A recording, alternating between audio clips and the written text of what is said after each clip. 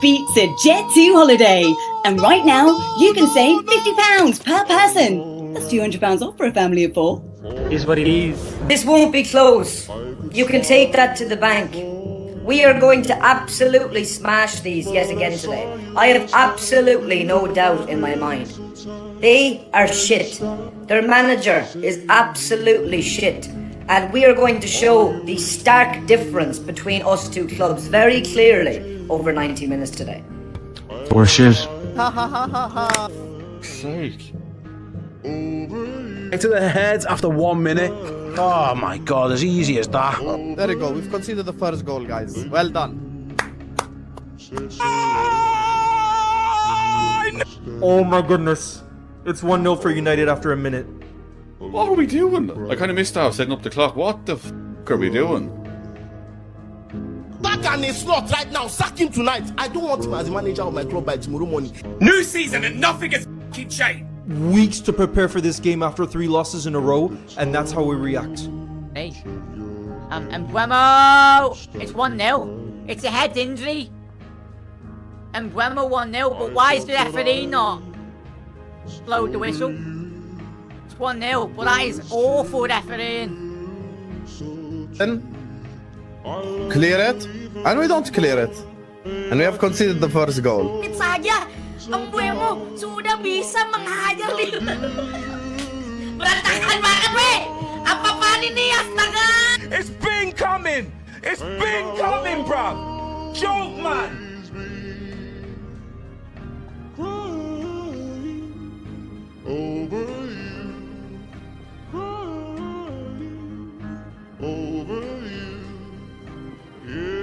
It's a dream to have 1 clean sheet. That's it. I just want 1 clean sheet. Losing to Manchester United at Anton, giving Rubem Amorim his first back-to-back win in the Premier League. Cross by Gyokeres. Salah score! Back into the game. A lucky bounce, a good cross, a good header, and they pull a trail in again.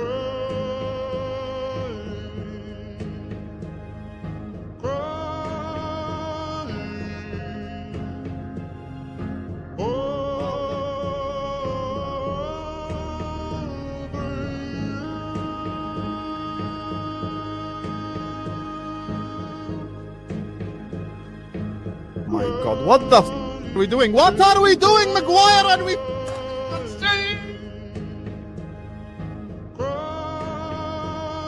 Vicario, get the f*** out of my club! You cost us the f***ing game! Simon's pissed off too!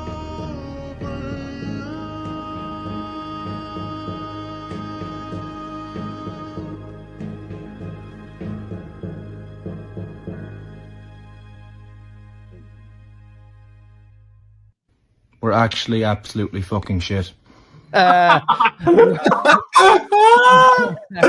Oh, gotta say, good weekend. The Football Terrace, what a weekend we were served up. Chelsea winning, City winning, Arsenal winning, set piece FC, United winning with a set piece goal, and Spurs and Liverpool, my real biggest rivals in Liverpool, and my on loan biggest rivals at Arsenal, Spurs losing. It was an epic weekend. We've got loads to go through today. Welcome back to Six-Sided, where we're debating whether or not Isak should be dropped. And I've got a mad stat to drop on all the slot out people's head tops. We're talking about Gyökeres as well. A lot of Arsenal fans I've seen saying that he needs to be out of the team maybe. We're debating the Rubem Amorim era, plus we're asking about the title race as well. The way this show works, if you haven't been on it before, if you haven't watched it before, is we've taken statements made by people online and we ask if they are fact or fiction, and then we debate those talking points. But do us a favor, please, people. Like, subscribe, share this content. If you're watching over on X, thank you. But retweet and like it. If you want to come join the community whilst we are live here, the link is in the post on X if you want to join us over here on YouTube in the live chat as well. But gentlemen, welcome back to the show. We've got Negative Dan, a.k.a. the realist Gooner, on the show with us. We've got Anton in the house, a big Arsenal fan as well. And then on Skid Row beneath us, we got Tom Little. Tom Little, he's wearing a hat. Why am I here? My team won. What are you wearing? Shameless. Roma 1-0. Jesus. Me and Footy Judge Mo have always been into fans. I don't know what you're on about. You're one of them ones. You want an Arabic accent, and I'll start to think you're Food Judge Mo, you know? We've obviously got a man like Ash with us, who, again, Newcastle. You win this weekend? No, you didn't win. You didn't win, didn't you? You didn't win, did you? You didn't win, did you? No. Danny Welbeck, man. Danny Welbeck doing it at 43. That guy Welbs. By the way, what does he have in common with our clubs? He's won trophies with Man United and Arsenal. That's what he's got in common. Mm. I know. Trophy. Winners row up here. I can't believe it, actually. I mean, I know I'm 9th in the league, but I don't care. I'm celebrating today. It's all great. And Romz, my brother Romz is here with us. How are you, my friend? Seems that whenever I come in nowadays, we've lost. But I've had better days, tell. Everything other than football, I'm good. But it's my club at the moment, man. My club. Mate, honestly, I cannot tell you the joy it brings me to see Liverpool fans so upset, so angry, so frustrated. And mainly, listen, we had a good day yesterday, mainly because I feel like you're in the mud with us. It's nice that you're here. Welcome to the cesspit. We won the league 4 months ago. How we fell down to this point? Exactly. That quickly, crazy. We love it. So obviously, we'll talk on to the wider points. First question I've got. Where do you know what? I'm going to start with Man United as we won, right? And I'm going to go to Anton first with this. Fiction or fact? The Rubem Amorim era truly begins now. After beating Liverpool, United are set for a strong run of wins. Oh, that's a really tough one. I'm going to still go with fiction, but I do think it's going to get better. Like, I think that the end of misery might be here, but I don't think that the Rubem Amorim era is going to be like incredibly fruitful, if that makes sense. Like somewhere a little bit in the middle here. I do think that yesterday was his best managerial performance in his career, but that's one. Let's start to build some consistency. You got Brighton next week, because it would be very, very Man United to have beaten Chelsea, beaten Liverpool, and then get absolutely played off the park against Brighton. Yeah. I still want to see more of a sample size before I start to go to that conclusion. But congratulations on the win. I thought you guys were tremendous yesterday. But yeah, I don't know if it's the Amorim era start. I think it's a bit premature to start going in that direction. I agree. What are you saying, Ash? You've been quite damning of Man United this season, consistently writing us off. Barring this weekend, you predicted a win against Liverpool. You did say 2-1. You got that spot on. There have been some changes from Amorim in the last couple of games. Less playing out from the back, a little more direct, winning those second balls. And it has yielded not just his first back-to-back wins in the league, but only the second time United have won back-to-back games in 2.5 years in the Premier League. Do you know what the biggest thing was for me? There was one massive standout. Do you know what the one thing he changed that people have been calling out? Ahmed. The position of Ahmed. The Diallo finally got to be as his right wing back position instead of being out in this, like, I know obviously Cunha and stuff being out and everything kind of made him be in different places, but he was exceptional for me. And of course, I've already said this, Man United have got an unbelievable squad. They do. But Amorim still needs time. He's always played a 3-5-2. That's never going to change. He knows he's never going to change. Needs time to settle in. Yes, he can take away a win against Liverpool at Anfield, which you could see that something like that was potentially happening. It's why I predicted a 2-1 win to Man United, because Liverpool at the moment are in a terrible place. And, you could never write off anyone to beat Liverpool at Anfield, because it should never happen. Liverpool should win. Liverpool should always win that, or at least draw. Like, their fixtures that they had, wasn't it? Like, I remember the stat before. It was like they had 96 games at home, and they only they didn't lose any or something back in the day. And then now it's it's going the opposite way a bit. They're on a bit of a stinky bit of form, but that's because they need the likes of Havertz and Isak to start firing. Obviously, it was a bit of a surprise that the slot didn't start them together again. That's another question of why is that not happening. But But listen, you got to give it to Man United. They're turning up. They obviously want to win for their manager. They're playing for their manager. I remember Bruno had a shot that came out to like the edge of the penalty box. Old Bruno would have fired that in top bins. I was surprised when that went around the post. But yeah, look, listen, you've got to say, where are Man United going to finish now? I think people need to stop thinking that they're going to finish Champions League. Don't do that. Keep level-headed. You've won 2 games in a row, but it's progress. You've got to keep going, and you'll build up on January. It's looking good. Yeah, look, I think the comment that we've focused on fiction. I don't think about this as the Rubem Amorim era starting. I hope it does. I hope we win the next 3, 4, 5, 6, 7 on the bounce. I hope we become. What will be interesting is if we can win our next couple of home games, because that would mean 6, 7 home games, winning all but one of them. One thing that we've lost is Old Trafford being a fortress, a place where we nearly always win. And I think before you start thinking about any kind of progression as a club our size of Liverpool, Arsenal, Chelsea, etc., you have to think about making it difficult for everybody that comes to your home ground. So there's those areas. I loved yesterday. I love so much. I love the fact that we've gone a little bit more route one. I love the fact that the manager's made these adaptations. So he hasn't changed his shape. He hasn't changed his philosophy dramatically. Let's go a little longer. Let's fight for those second balls and this counter against teams. And we've done a good job in the last 2 games of that. The players have also stepped up. We've actually finished our chances. We've averaged up until the last 2 games. We had a 4.5% conversion rate so far this season. All of the games we've won this season, our conversion rate has been between 11 and 20%. And as much as people hate it, sometimes football is decided by these smaller margins, and we'll get onto Liverpool's later. Convert your fucking chances. You actually might win some games. It changes the complexity of a football match. If Mbeumo misses that early chance and it's 0-0, do we keep Liverpool out for so long? Do Liverpool relax a little bit more in their play? Games, as much as it's a cliche, it's true. And we've never challenged it until now, but goals change games. And we've seen England versus Germany back in 2010. We were getting battered 2-0 down. We get a goal back. I want to say it was Upton that scored from a corner. It might have been someone else. And then Lampard scores. It crosses the line and we don't get the goal. Now, as much as we went on to lose, I think 4-1, that becomes 2-2. No one that's ever watched football can tell me that there wasn't a possibility that England go on to win, because momentum is a real thing. And that was the biggest thing yesterday, actually, that I loved, is that when it went 1-1, commentators, we've all seen the footage today of Michael Owen watching the game with Michael Carrick, and that's it, Liverpool will go on to win now. I felt the same. I sort of sat down, started getting my thumbnail ready, was working out what I was going to say. I was watching it, but I was just like, I'm just waiting to hear that noise. And then we go and score, and we showed some real grit and some determination.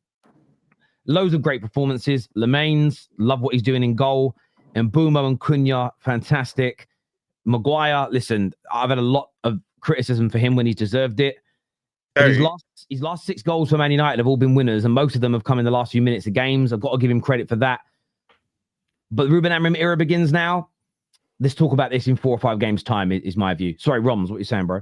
I was going to say, to answer your question, I agree with Anton. I do think it's fiction for now. I feel like the sample size needs to be a bit bigger. Then United Strand can cut his hair as well, but there needs to be quite a big of a sample size. But there's one actual player I'm going to praise Amorim for starting, and it's a leaf that our manager needs to take out of his book, weirdly enough. But starting Maguire, because Maguire's a player that has muscle memory, not in just this fixture, but against Liverpool. Tom will remember, in our title run against, I think our title run 18-19, we played a Leicester team, and he draws the game for Leicester at Anfield, right?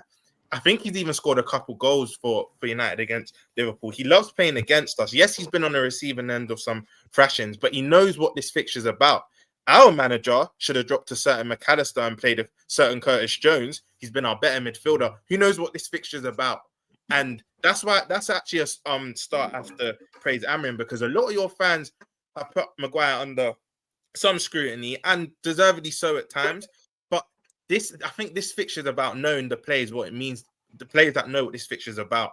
And that's one call you have to give Amorim credit, because again, we should have started certain plays, but that Maguire call was big, because I saw a lot of United fans saying he shouldn't start, Gyökeres should have started, but it's paid dividends. So Amorim need credit for that. You're spot on. And I was talking about this earlier on today. Harry Maguire, when he plays, when he was brilliant at Leicester, when he was fantastic for England, and when he was good in the United shirt, it's when we play a little more low block, where we're a little bit more compact, and he's got people around him. He can't defend by himself on the halfway line in isolation.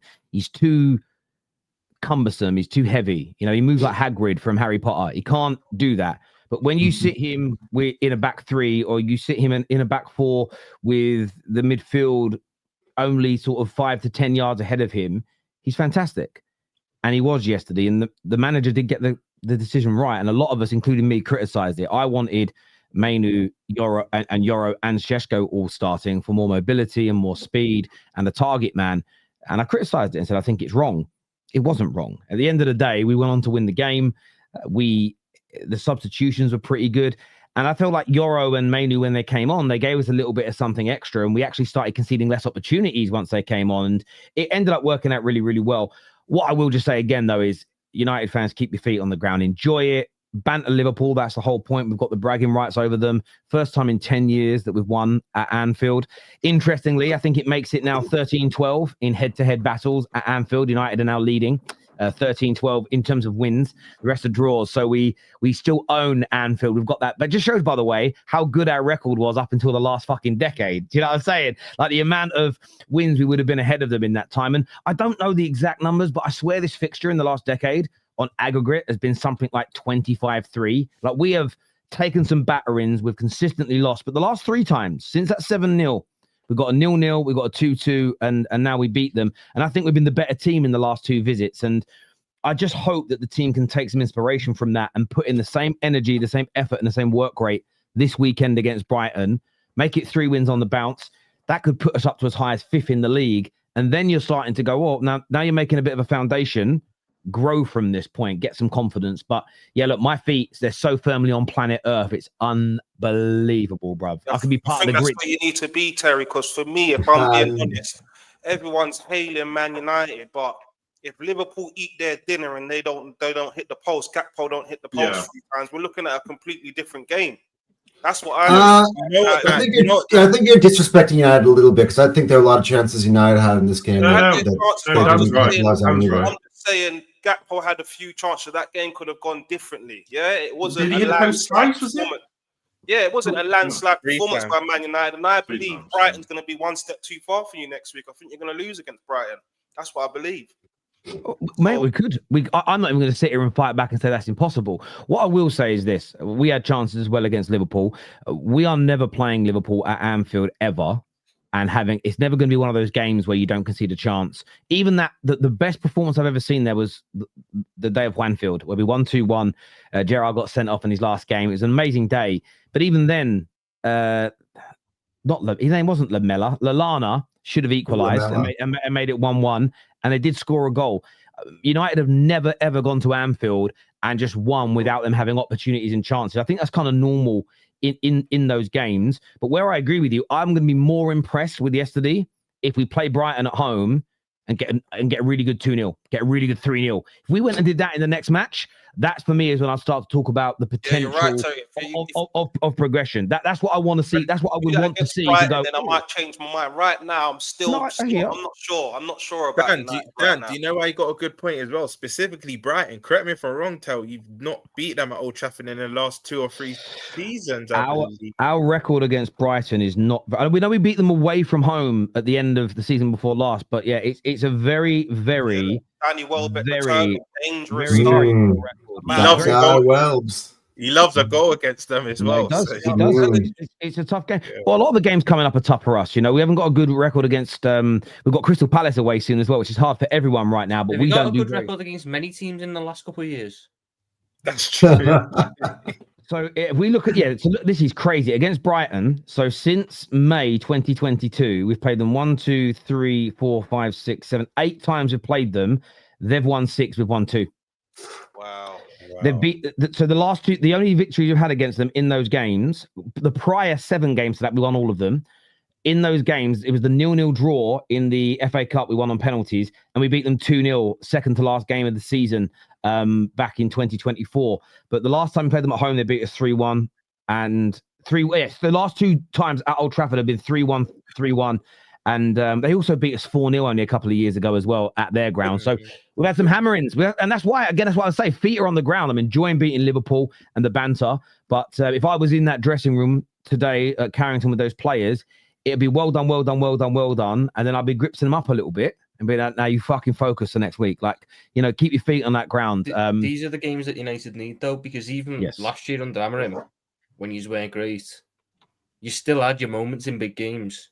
Yes, you were better against the bigger teams. You beat Man City away. You got a draw against us, and you probably should have won it with a last-minute chance from Maguire. Even to a degree, like I know the result didn't go your way, but you put in a decent enough performance away at Arsenal. In bigger games last year, United were quite good. It was when you had to play the mid-table to lower-end teams. Agreed. That United's real problems showed up, because you couldn't afford to sit back and absorb pressure and hit them on the counter, because teams that you were up against weren't giving you the platform to do that. So if United now come into these games, these run of games you've got where you got to play these upper mid-table teams, and I see you start to get results, that's when I'm looking at the corner turn rather than just a repeat of last year. Absolutely spot on, mate. And I won't fight and argue against that. Big up Ash. He predicted 2-1 for Man United Liverpool. He took a 2-1 loss himself for it as well. What a there's no need for that. There was no need for that. Come on. English Talent FC says, remember I said don't judge us versus Brentford. We always lose there. It's heritage. Don't judge us versus Brighton. Newcastle made the top 5, losing 12 games. Well, those are games I am going to judge you on, though. Yeah, because I want to see progression. Man United, Man United. Yeah, but this is a very flawed mentality, because so you say don't judge us against Brighton because we always lose there. Don't judge us against these lot because we always lose there. All of a sudden, I'm taking out 9 games, 10 games in a season, and you got to be near on perfect and all the rest if you want to still get your achievements, despite the fact you're going to completely disregard 10 games. That's like us saying don't judge you against Liverpool because you always lose there, but you just beat them. Yeah. It doesn't. Yeah, no, I totally agree. It's like, I mean, the entire point of these games like Brighton and Brentford, like I'll tell you an example from Arsenal, right? If I were to say don't judge us against West Ham, Newcastle, and Fulham, who we've all just beaten 3 in the bounce, like those games were tough for us in the past, but I want to beat them to show that my club has made some progression. I'm not going to now start all of a sudden using that as the yardstick for my football club, considering we're supposed to be aiming for higher things overall. We're a bigger club. Yeah, no, I totally agree. Anton, there's literally evidence of that this weekend against Fulham. That was kind of in a bogey team for you away, and you've literally that's when I see the progression as well. We know we go and beat Brighton. We go away to we then play Forest at home, beat them. They've beaten us a lot recently as well. Get something decent against Crystal Palace. Do something well in those 3 games, and then I think we can start having honest and real conversations about corners being turned. I vaped the crepe. Oh, I vaped crepe. I heard a not a journalist, a comedian the other day talk about people that vape, and you know what he calls them, and it's the funniest thing I've ever heard anyone call it. He calls them vapists. They're vapists. A list, that's a bit dodgy, isn't it? Vapist. It says here, Amorim's era will never begin until the Glazers are taken down. How can you judge a manager's system when you won't buy, sell players necessary to facilitate the system? It's a Glazer issue, not Amorim. Again, it's a mixture, and it really is a mixture. The last couple of games, he's played more to this squad's capabilities, but kept his fundamentals. That's then when you go, right, well, this because you had a couple of midfielders to this team that are really press resistant, got more energy. You put Wharton and Belieber in this midfield, I think you can play out from the back more, and then you can get that balance right. So I think it's a combination of the 2 things. Next question, and I'm going to Guna. I'm going to go to Realist Guna, a negative down on this one, and this was created for us courtesy of Anton. So obviously Arnie Slot has said that the pre-season period is over for Alexander Isak, that he is fully fit and ready to go. So, fiction or fact? Alexander Isak has now run out of excuses. He's so far failing to live up to his £130 million price tag and must be judged as such. I'm going for fiction on that. For me, not at Liverpool, Isaac has got a lot of credit in the bank. Yeah, and I do believe at some point he will come good. That's what I believe. I think he's only started 4 games for Liverpool this season. He took a little while to get into the team with all the madness that was going on before.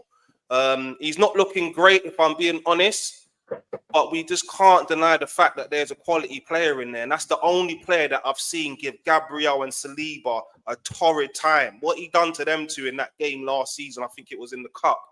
Crazy stuff. So I do believe, give him a little bit more time, and I think he's going to come good. That's what I believe. I believe that's fiction. Can't write Isak off now. He is not that. If you're looking at the problems that my So one second. So I want to make sure we're phrasing the question right. The question isn't that he should be written off. It's should the criticism of him now be? Should he not? It's essentially saying he shouldn't be protected with he isn't match fit. He didn't have preseason. If he has a bad game now, it should be judged as a bad game. No, 100%, definitely. 100%, but we can't, like I said, we can't write Isak off, and he's got credit in the bank. But yeah, you can start getting judged now. I'm looking at it and I'm saying, what's happened to you? What has happened to you, Isak? It's like when you remember when Torres was at Liverpool and I think he went to Chelsea. Yeah. He didn't look like the same man when he went to Chelsea. I don't know what happened. So yeah, we'll see what happens, but I think we can give him more time. And the good thing for Liverpool is that they've got Gyokeres sitting in the wings right now. So if he's not performing, it's on the bench for you, Isak. £130 million or not, that's what I'll be doing. It's a ruthless game, but I still think he's going to come good from what I've seen in the past. What are you saying, Tom? Is it time to start judging his performances now as the most expensive striker in the history of English football? If we set up correctly to platform him as the main guy, then yes. But right now, we're not. So I can't have a go at him with the way we're playing at the minute when he's playing at central midfield because the manager wants to play McAllister and Soberstars as front two. Yesterday, Alexander Isak got 2 chances. One of them was a 30-yard through ball from the centre-back, which he should be finishing. And I think it's perfectly right to say I spent 130 million quid on you to do what Nunes. Tom, I started celebrating when he ran 1-on-1. Maybe I shouldn't have, but I rate him that highly. I thought he already scored. I was doing that. But my bigger gripe is the fact that was the only chance we created for him, really. And there was one that came from him, he kind of scuffed it, but that wasn't really a chance created. That was one that was won back. That was off like a real high press. Yeah. It wasn't one which we're supposed to be playing. He played 72 minutes, and the only chance that got created for him was a through ball from our centre-back that had to go 40 yards through because the midfield was playing further ahead than him. So if we're in a situation where my team is playing brilliantly and we're creating 4 or 5 chances a game for him, and he's missing them all, I'm on board with it. But if we're creating 1 chance a game and he's feeding off not even scraps for the rest of it, he's trying to facilitate for others to play up front in this position. I find it a bit harder to criticise him. I've got to question why we set up that way, and I've got to question why the players that have so far in the limited game time shown they have the best chemistry with Alexander Isak, why are they not getting played when he's on the pitch? Because once again, if you could believe it, for the 7th game, when Alexander Isak and Florian Wirtz are on the pitch, Arne Slot has less than 10 minutes before he takes the other one off. He brings Wirtz on and takes Isak off again. And you're sitting there going, they can't do it. They play best together, and he doesn't play them together. Tom, the one time that they had quite a lot of time together, let's say a whole half of football, Sherlock against Atletico Madrid, and they actually we were good. We were good, and they were good. Yeah. And he even like there was 5 minutes of them on the pitch yesterday.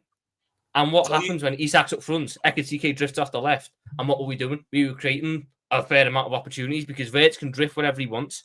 Ekitike had a couple of good shots. Isak was able to make runs because he knows he's got players there to support him, and the manager bins it off straight away. So yes, you know what? You think the key to unlocking Isak is Wirtz, someone who's been piss poor, if you ask me. Well, he's someone else who hasn't been given the proper situations to succeed. I'd expect more from them, and if you want to sit there and say they've not been up to your standards so far, I can't argue that. I can't, because they've not been. That we've spent a lot of money on them, and they haven't performed so far. But I don't think it's solely on them why they haven't performed. I don't think we put them in a great position to succeed for what their skill set is. Like yesterday, we brought Florian Wirtz on to play as a 6. We spent 116 million quid on to play in a pivot against Manchester United. Makes no sense. That other fans might not see it like this, but I think it's simple with the Isak and Vert stuff, right? If you're going to revert back to type and play the title-winning midfield that we did against Chelsea and United, you play a Katike. If you're going to play Isak, you have to play Verts, because what happens is our 2 8s or 8s and a 10 don't find him. And this is why I agree with Tom. And I've played as a striker many times, and one thing about you not getting a lot of chances, when you only get that 1 or 2 chance per game, you start snatching. Now, I'm not excusing him about his miss yesterday. He should have bagged that. Again, I started celebrating when he went 1-on-1. I rate him that highly. I already thought the ball would be back in the net. More for me, right? But I'm not excusing the chances. But when I look at him in a Liverpool shirt, that's the first clear-cut chance. He had one against Chelsea, but it was a header. But that's the first 1-on-1 running that goal that he's had. And I agree with Tom. I feel like if we start creating 4 or 5 chances, he's missing all of them, then I'm on him even more. But I feel like he's only getting 1 or 2 per game, and now he's starting to just snatch at them. So, yeah, I think at the moment that's fiction. And Tom, sorry about that. I've got a voice note I have to listen to. What do you make of this? Is Isak being rightfully defended here, or do you think he's getting away with the rightful criticism he deserves? What's your view on this? As it kind of was your statement. Is my mic clear enough? Because I just want to make sure everybody hears every word that I say. All right, we're good? Okay. 130 million pounds. Now, that is a British world record. Now, Alexander Isak, a lot of people would use the excuse for many other players is like, oh, you know, he needs time to adapt to the league. Alexander Isak has been playing in the Premier League for nearly how many years now, Ash? You're the Newcastle fan. This is the 4th season. This will be his 4th season. 4 seasons. That's an entire presidential campaign. So, you know, he's been in the Premier League. And for me, I hate to plug my own show here, but maybe I will. I do on my own personal channel a show called Under Pressure, and basically what I do in that show is that I take one manager, one player, one club that's the most under pressure that week. For me, from the minute that Alexander Isak signed for not Arsenal, maybe in some of our fans' dreams, for Liverpool, I said 130 million pounds. He's Premier League proven. It's time to hit the ground running right away. Because for me, I'm not giving him that I never gave him that preseason excuse because that was from his own making.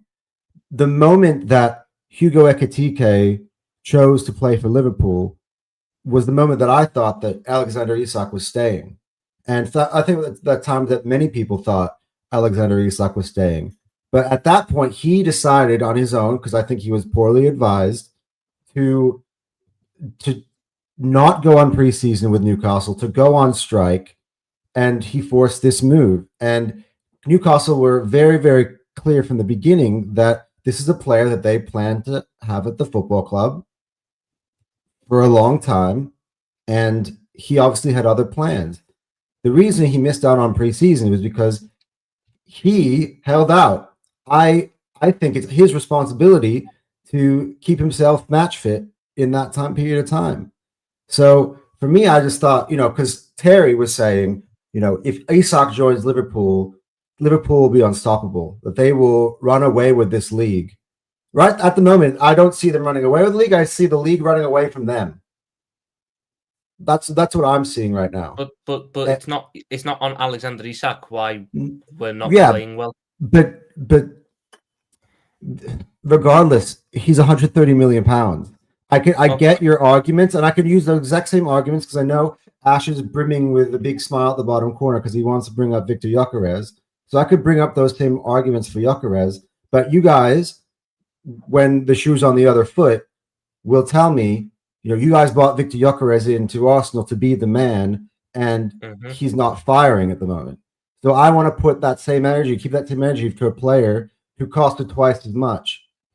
And so anyway, so for 6 weeks now, I've had Alexander Isak as the player most under pressure, and he's still there week after week after week after week. He's still not gotten off the mark for Liverpool. Not even gotten off the mark. He hasn't made an impact in your games, with the exception of little flick on that he gave in the Chelsea game for your equalizer. That was the one time I thought Alexander Isak was there making a positive impact for Liverpool. Other than that, it's not like he's making you guys even better. I'm sorry, but Darwin Núñez had more clear-cut chances in a Liverpool shirt than Alexander Isak. And the minute that the other day that Arne Slot, that doesn't show how good Isak is, though. You just gave like that reason why it's not his fault. Exactly. You've done yourself. He's not getting it. Darwin Núñez had more clear-cut chances because the team was set up much better around him. Isak had one. I can't have a go at Alexander Isak when he's had one clear-cut chance. Because the team is so poorly set up around him, it doesn't create for him. And you just said he's only had one positive impact. You might have not, because maybe Arsenal were playing the same time. But did you watch the Atletico Madrid game? That first half, he was creating chances for himself. He was linking play. That was another game where he did make a positive impact. In our first Champions League game, I believe. Yeah. So I think you're being, obviously entitled to your opinion. I think you're being a bit disingenuous. Yes, he needs to do more. But to say that this is what the yardstick. You want to hear his opinion when it comes to Gyökeres? It's going to flip right over. Trust me when I tell you that. This is the measure stick that I'm measuring this with. If we're talking about any old striker, then yes. But again, I come back to the price tag. When I buy a Ferrari and it's performing like a Toyota Camry. I bought a Ferrari, not a Toyota Camry. I'm not using the standards of a Toyota Camry on a Ferrari. If I'm driving the Ferrari like a Toyota Camry, why am I shocked it's performing like a Toyota Camry? It doesn't matter how, we could have spent 300 million quid on Alexander Isak. Every striker needs the team to create chances. Yeah. My guy's bought and we don't create put chances. Some Costco tires on it. Put some Costco tires in a Ferrari. So as a general rule here, let me ask a question here, because obviously Havertz hasn't been great. Gyökeres has looked absolutely. I don't know if you guys heard what Jamie Carragher was saying about you guys not defending set pieces. He says it's because you've got shorter fullbacks now than you used to have. Then I went and looked. Conor Bradley's the same height as Trent, and Gyökeres is taller than Robertson. Just want to point that out, Mr. Carragher, in case you're watching. Terrible analysis from him. But do you put all of them looking nowhere near Liverpool standards? Do you put all of that on Slot, his training methods and his coaching, or any of your underperforming new signings? Is there a possibility that some of them just aren't good enough? I think there needs to be balance here, because as much as, and I don't know if Tom agrees, a lot of our fan base are putting this all on Slot, but this is where I have to cut Slot a bit of slack, because Slot doesn't make Salah not hit the target. Slot doesn't make Isak miss that chance. Slot doesn't make Gakpo miss from 2 yards out. Yes, the structure's all wrong and whatnot, but I feel like everyone just blaming it all on Slot. Yes, when a lot of your players aren't playing well, it does come down to the manager. But these are little things that the players have to put away themselves. Our forwards have to put away themselves. In terms of the Havertz and Isak stuff and new signings, the only new signings that succeeded so far, you could say, is Ekitike. Him and Chiesa being our best forwards, and they hardly touched the pitch, right? You've had Frimpong, which I think's had a hard time. I didn't personally want him at the club. It was well documented before. Even when we were linked. Frimpong hasn't even played though. I know. But I'm just saying. That's why I'm saying it's not really fair on him. But he's hardly played. Gyökeres is being set up to play in a back three and be asked him to invert and be build up when that's not his game at all. So in them regards, Terry, I do think it's on Slot. But in terms of Isak, do you know why I'm also going to say, yeah, cool, I know we broke the British record for him, but why I'm going to cut Isak a bit of slack as well. And again, for people that are trying to think I'm going to make the Haaland comparison, I'm not, because Haaland is the best striker in the league. However, you watch the Everton game, for example, Haaland scored 2, but he also missed about 3 or 4 chances. So the best strikers do miss chances, where Isak's only getting them 2 chances. If he was to get 4, 5, and 6, I'm sure he'll bury 1 or 2 himself. So you can't just say, he's getting them 1 or 2 chances because he cost that money. He has to bury them. We need to start creating a combination of chances. So it's averages, because not every player is just going to score, get one or 2 1-on-1s and score them. It doesn't work like that. The probability just doesn't work. I hear that. An interesting stat that I was reading before we went live is that Liverpool have scored just 3 goals from 9.5 XG in the last 4 games that they've been defeated. The XG is there. I mean, you've averaged. I want to give you this is a really bit of contextual information.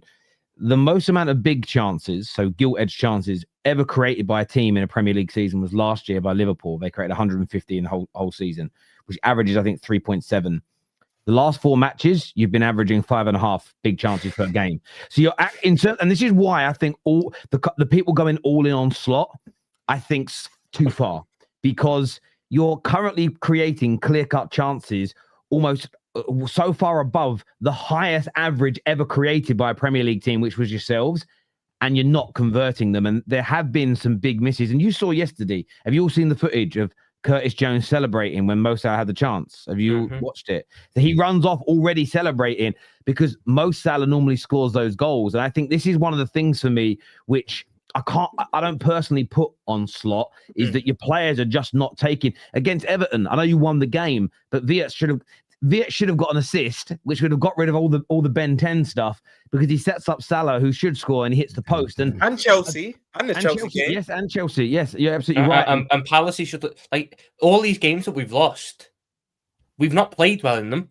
And if you want to get at Arnie Slot, you can 100% get at him for how little control we've got in football matches. Yeah. Because we are playing basketball at the minute. We are letting teams have way too much of a foothold in games against us. And we are spending way too much time on the back foot, which is causing problems. And there's also problems with how he's using likes of Gyokeres. You bought the best left back in the league last year, according to the PFA, when he was an attacking left back. And what have you done this year? Bar make him sit there and sit alongside Van Dijk. To just play devil's advocate here. Could Alexander Isak be suffering, though, because he's suddenly playing for a team that people really respect and fear? So they're sitting a little bit deeper. There's a little bit less room, not as much room for him to run in behind and play with. You know, when you're at Newcastle, some teams will sit back against them. My club, Man United, will. But when you actually watch most of Newcastle's games, even the relegation sides go, right, let's attack. When you play for the bigger boys, teams sit deeper against you. Teams give you less space. They double up on you. You've got 10 men, 11 men behind the ball. It makes it... Could that be what's making it harder for Isak? He's not used to that kind of football because invariably he's been at teams that everybody attacks and is fairly open against. Now he's being respected. Good point, Tel. That could be one of the reasons as well, but I think it's still early for Isak, if you ask me. If we're sitting there halfway through the season, he's still doing the same stuff, then yeah, big question marks. I think it's been a month and a half, Dan. He started. I don't think it's early at all. I don't think it's early at all. He started 4 games. I'm just taking the measure of stick of he's going to make Liverpool unstoppable. And when you set that bar, I expect you to at least meet the bar, not be well below it. That's fantastic, Anton. That's fantastic. But it's not Alexander Isak's fault we're conceding how many goals we're conceding and the types of chances we're conceding. That's not on him. He's a fucking striker. If anything, I felt better when he's on the pitch because we defended corners better. I'm talking about his performances individually. They've not been up to the standards of what I was told that he was supposed to bring to your club. Can I just ask with that XG stat, right? Yeah. Did that take into account the first 4 games that he didn't even play? He didn't play in the first 4 games. Did that take into account, or was that just the games? Sorry. That XG is just the teams in those 4 games you've lost on the bounce. That's the XG from those 4 games. Sorry, that's not Isak's XG. That's not Isak's. And because this is an Isak specific question as well, a lot of those clear-cut chances has fallen to the likes of your Gakpos and your Salahs. Again, I have to go back to the United game. But that chance and the Chelsea header are the only 2 clear-cut chances I've personally seen in the Liverpool shirt so far. It's not like he's having them in abundance. That's my point. Yeah, so I hear that. For Isak, his XG per 90 is 0.34. Awful. Hey, Rom, should I tell you something? Do you know who else is? Do you know who else is 0.35? Valdemar. No, it's Gyökeres with non-penalty goals, 0.35. You're taking penalties out of it. You're doing that. Isak's not had one, so I can't put that. You're removing goals. Okay. You're removing goals from Valdemar as well. I'm going to do super chats in a minute. Isaac, he looks like he's playing within himself as well. When I look at him and I'm looking at him on the pitch, he's not looking confident. Something's up. I'm telling you. I don't know if I agree with you, Dan. You're bang on. We saw the Isak of playing for Liverpool and carrying out price tag. It's we did this before. Let me just get this up again, right? So, biggest transfers ever, right? We did this a few years ago. Most expensive association transfers ever, right? Let's find the world records on here. We did this before. Oh, no, that's not the one I want. Record player by country. No, there's a list that they normally have. Right, here we go. So we did this before and it's changed a little bit. But if you go to all players that say cost 85 million or more, right? So let's just go through this list of players and we just do flop or we do success. So we'll start off. Lukaku from Everton to Man United. Flop. I don't think he was as bad as get made out. Okay, but he weren't worth 85 million. He had one good year. Anton, hang on. Anton, can you just mark down? You've got a pen and paper in front of you. You're a stat man. I'm sure you have. Can you mark down how many flops we give versus how many? We'll do a percentage on this, right? I will Come on, Anton, get the Excel spreadsheet out. Yeah, get it out. Have you got a pen? No pen? No, yeah, we'll do this the old-fashioned way. Here we go. Yeah, there we go. Bit of pen and paper. Right. So with Lukaku's number one, we said flop. Sancho to Man United. Flop. Flop. Flop. Maguire to Man United. That's an awkward one for Liverpool fans. No, I don't think he has been a flop. I think he's been harsh. Yeah, I think he's somewhere in the middle. Where I can just go about average. Bro, he's a He's won trophies as well. So He's the last minute goals he scored. He became the club captain as well. Like, so. No, I'm not giving it to Maguire. Flop. I'm not giving it to him. Flop. Flop, Maguire. Okay, so how many flops we got? We've got 2 flops and we've got 3. No, we got 3 for 3 flops. Lukaku, Sancho, Maguire. No. Our votes. So how many people on here the panel were saying he's a flop? I'm not saying Maguire's a flop. So Dan. So you're saying he's a success? I think Maguire's a flop. Okay, I got 1. I think we need 1 for more for the tie. Debate all of them. We're gonna run out of time. Anton, you got the casting vote? Flop or it's 4-2. It's 4-2. I got Maguire, not a flop. Cool. Flop. Okay. Higuain. Wait, not a flop. Not a flop. You put him in as flop. Flop. Cool. Right. Higuain, Napoli to Juve. Don't know. If you don't know, that probably tells you flop, doesn't it? No. I don't know much about Serie A anyway. So I know loads about Serie A. We're talking about some of the. Napoli to Juve. He's definitely a flop. That's when his career drops off. Okay. Okay. Cool. So we'll put that in as a flop. Okay. Neymar, Paris Saint-Germain to Al Hilal. Flop. 3 games. Okay. Okay. Guardiola to City. Success. Cool. Right. Yeah, definitely. This one, Ronaldo, Man United to Real Madrid. Success. Yep. The next one, Anthony, Ajax to United. Flop. The next 3 are all going to be success. So Bale to Madrid, Kane to Bayern Munich, Ronaldo to Juve. You'd put them all in as successes. Was Ronaldo to Juve really success? Because he won them the league. Okay. I'm sorry. If Higuain to Juve's a flop, then Ronaldo to Juve's a flop because they basically done the same things. I think the Champions League. He was in the Champions League, but he was influential in the league. Guys, I'm also changing my mind. Higuain, it's our arrogance of not understanding the league. He won the league 3 years running when he went to Juve and scored 66 goals in 140 games and helped them win the league 3 times. So he's got to go into success to put him in there. Okay. All right. And so we're putting Ronaldo in success too, keeping him there. Yeah. Ronaldo's basically got 1 Eden Hazard to Madrid. Flop. Cool. Paul Pogba to Man United. Success. Yeah, I'm gonna say success. Yeah, he's another one like Maguire in my eyes. Dembele, come on, I've got to go. It's nice and quick. We've got 3 more subjects. Sorry, guys. Dembele to Barcelona. To Barcelona, flop. Flop. Yeah. Lukaku, Inter Milan to Chelsea, 100 million. No, flop. Caicedo to Chelsea. Success. Yeah. Rice to Arsenal. Success. You have to think about that, Romz. I see you there. I mean, stop that. Viet's to Liverpool. It's too TBA. Yeah. The next one, Jack Grealish to City. Success. You get a City fan on here, they will die on the hill that it was a success. Well, 100%. I mean, in the treble winning season, he was their most influential. I'm fine. All right, I'll say success too. Okay. Coutinho to Barca. Flop. Yeah, Anton Griezmann to Barca. Flop. João Felix to Atletico Madrid. Well, no. Although he did win the league with them.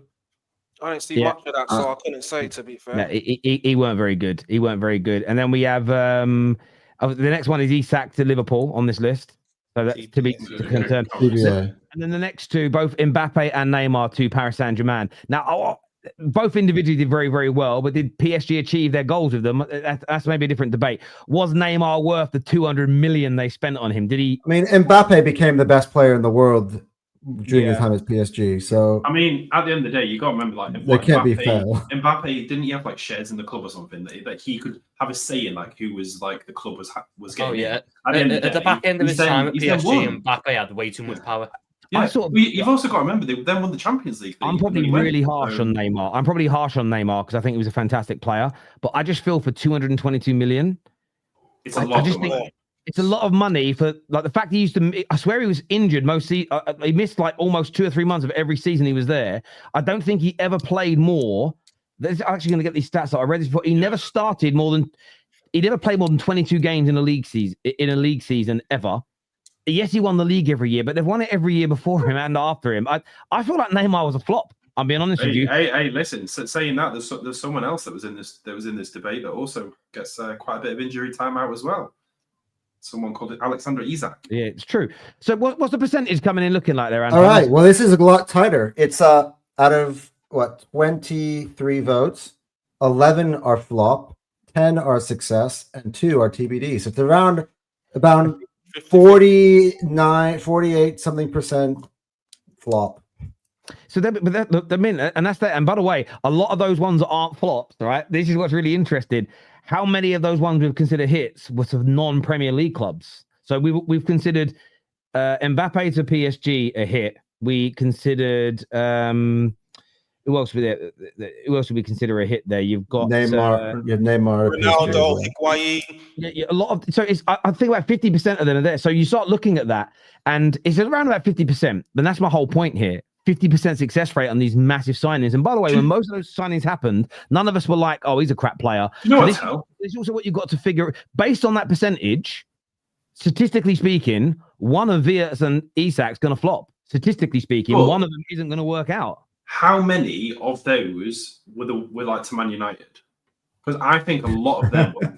That's not even a dig. Well, yeah, I mean, Man United had 1, 2, 3, 4 of them were to Manchester United.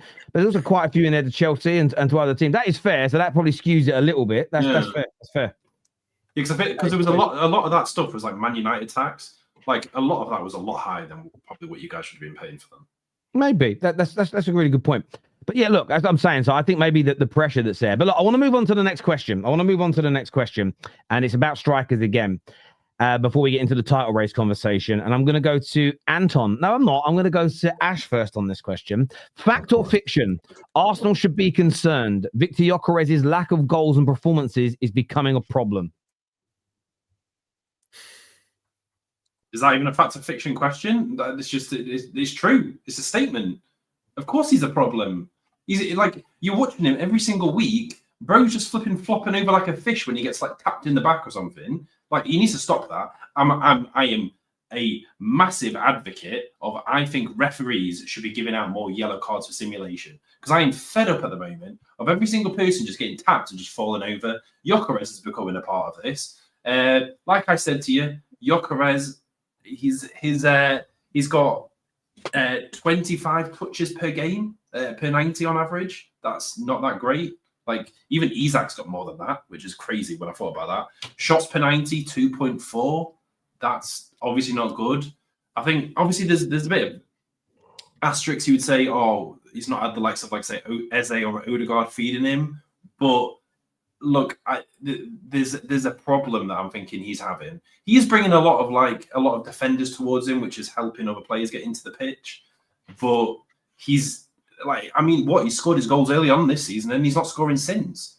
There's something not happening. I know Arteta's clearly putting his arm around him and he knows he's going to become good, which, of course, I think Gyökeres is going to become good. But he's going through a big problem at the moment where he just can't get the back of the net. And you can see he's getting frustrated because he's not being able to finish chances. Like, I think what he should be able to do, which he's done in the past, just take that one touch out of him and smash it in the top corner or whatever. And he's struggling.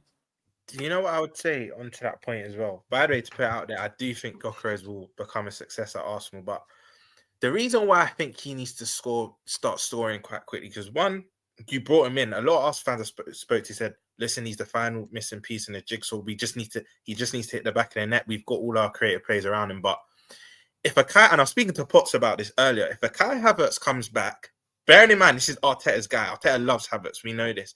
If Havertz comes back and scores on his return he just hits the ground running straight away. I don't think he will, but if he was to, I don't think there could be a world where Arteta says, you know what, Gyökeres, you need to sit on the bench. And you know why I think he will do that? It's not like he's Isak that costs X amount of money. Like you alluded to earlier, Anton, he costs half the price. So it's not a thing where he's going to get noise from the boardroom. You have to start this player.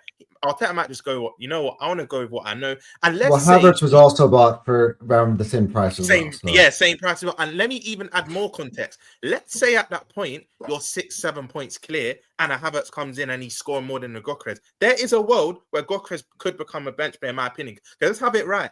A lot of us fans were saying Gyökeres was a Berta signing, not an Arteta signing. He opted for a Sesko. So if Havertz comes in and hits the ground running, I genuinely think there could be a world where Gyökeres doesn't get back into this team, or he sits out for the foreseeable, should I say?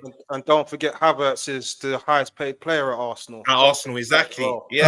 Wait until next week when Bukayo Saka all of a sudden becomes that. But yeah. Oh, so then he'll only be the second highest paid player then, guys. It's all okay then. I look at Gyökeres, and the reason why I think Arsenal fans maybe not concerned yet, but more question is everything was that Arsenal have that guy who can do the link up and the hold up and the bring others into the game. They're buying Gyökeres for the fact he scored 97 goals in 102 games. They're buying a cold-blooded finisher who's going to be getting them 25, 30 goals a season, and he's going to be the difference maker. And so far, the only thing that he's getting praised for is doing exactly what they bought him not to do, which is he's really good at the link up and the hold up and bringing us into the game.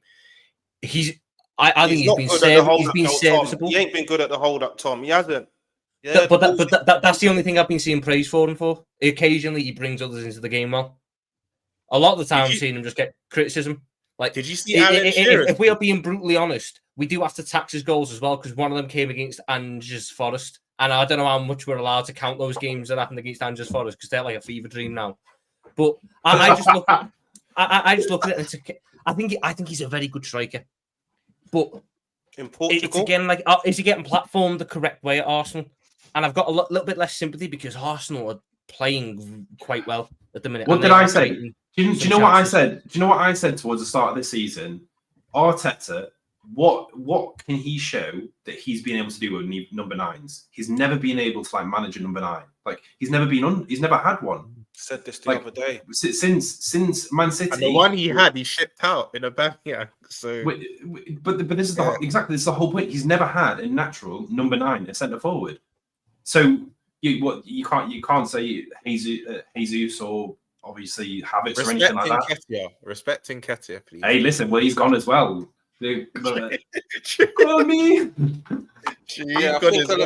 Let me give my point before Anton comes in, because I know we've been speaking earlier. He's done some deep research on this. So let me let me get on to my point about Gyökeres. Now, for me, Arsenal fans, I hear a lot of Arsenal fans coming out saying he's going to come good. He's going to come good. Based on what evidence, first of all? I'm not saying he's not going to come good. Yeah, but that's why I'm really screwing around. I'm being real. He may not come good. You don't know if he's going to come good. You don't know if he is. Based on what I've seen so far from Gyökeres, his touch isn't good. The ball doesn't stick. Yeah, he's had chances where he's just trying to power drive it in the back of the net. There's no finesse about his game. Yeah, the goals that he scored, one of them's been a penalty against Leeds. Another one was a tap-in against Nottingham Forest. Great assist from Eze.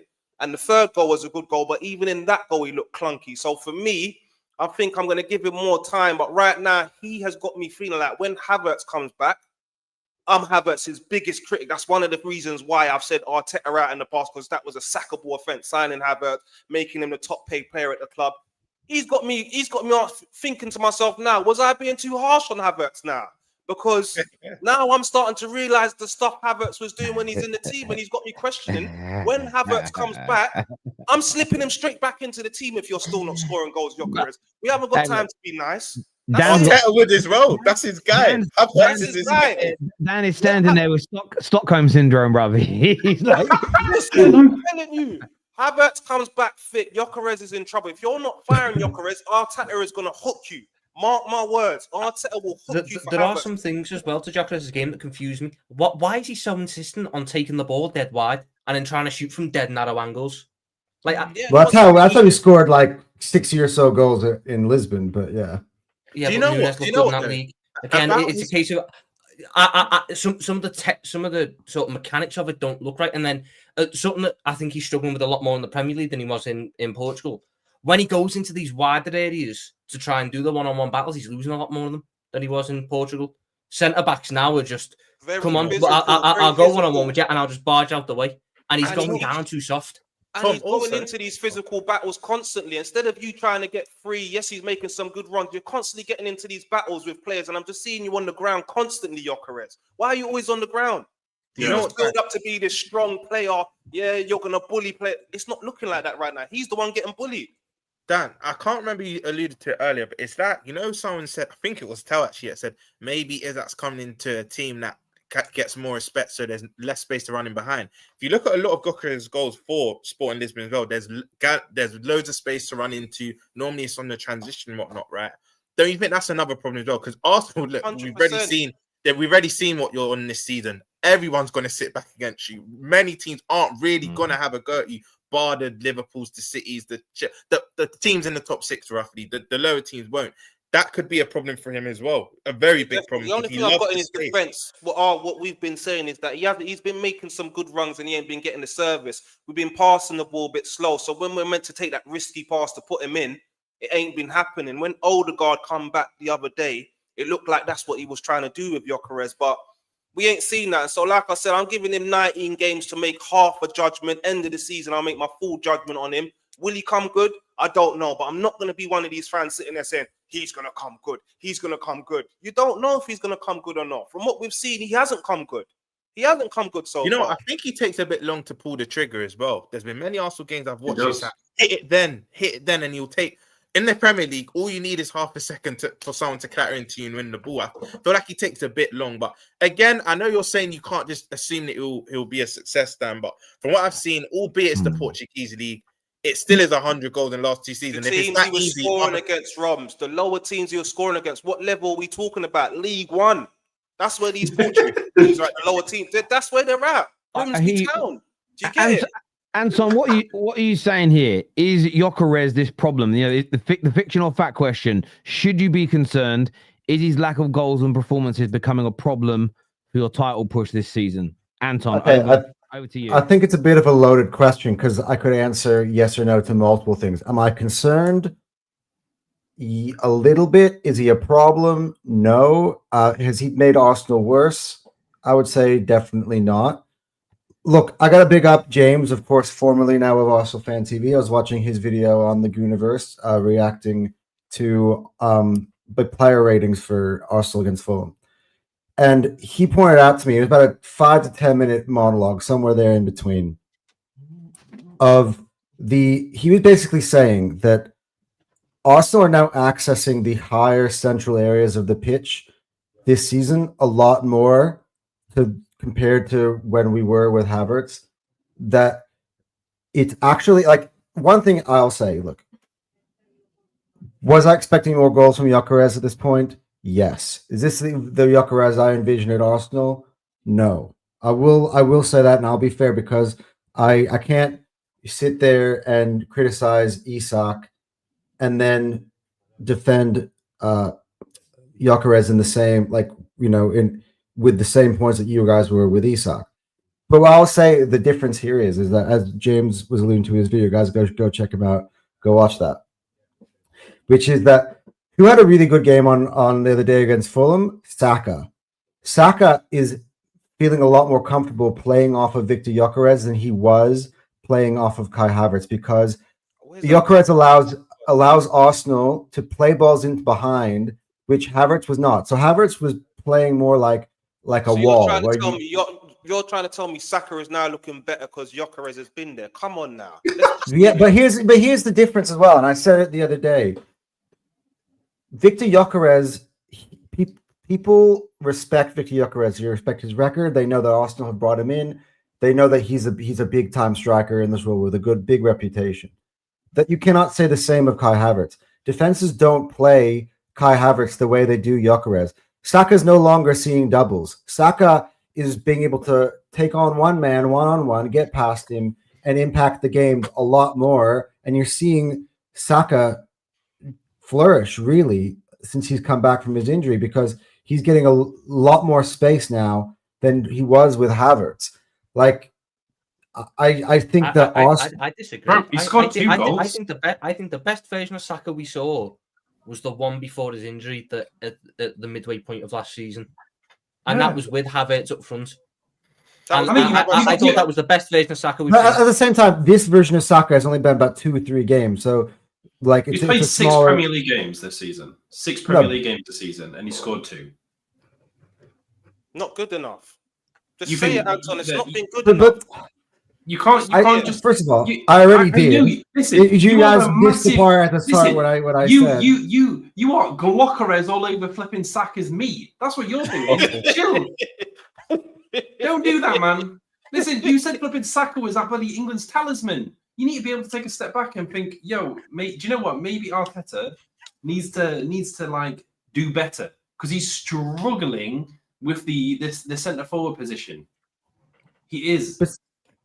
But see, that is an area I'm not going to go into because you guys were just literally blaming the Alexander Isak thing on a slot, and I'm not doing the same thing here. I refuse to go down that avenue. This is about Arsenal. No. But no, because I came here slating Alexander Isak, and I want to be very careful in not being hypocrite when defending Victor Gyökeres. And my point is, have Arsenal gotten better since they've signed Victor Gyökeres? Yes. Have Liverpool gotten better since they've signed Alexander Isak? I would argue they got worse. So that's the kind of the difference. That's the most baseline analysis with no. It's too early in the season to be talking like that, Anton. It's too early. We need to wait. No, but this conversation is happening today. This conversation isn't happening in May. I'm all about what you've done right now, not about what you're going to do in the future. If you want to have that conversation, we're having a different conversation about both of those players. Remember, Anton, I'm not saying that Gyökeres is going to flop. I'm just saying from what we've seen from him so far, we can't be shouting out, oh, he's going to come good. Right now, it's questionable, and it is a bit concerning. You know what they're saying, and he's running around with Timberland. It's not concerning from the point of view that the team is winning. That's what I'm saying. So that's the mistake we made, Anton. When we're 5 out of 5 and there's things to call out, we kept saying, "Oh, we're just, Tom, we're just." No, but here's the difference. Here's the difference. You guys have conceded 11 goals in the Premier League this season. Dan said it. Listen, see, if we wasn't winning, the slap Gyökeres would be getting right now, and then people. Oh, when Henry came in, he didn't score. Let's not compare the great man Thierry Henry. When he come into Arsenal, he started as a bloody winger. He didn't come as some big build striker that was meant to be top striker, winning Ballon d'Or awards and all of this. At the end of the day, he hasn't been good enough. Let's give him some more time and let's just see what happens. That's all I'm saying here. Look, I'm not saying he's going to flop.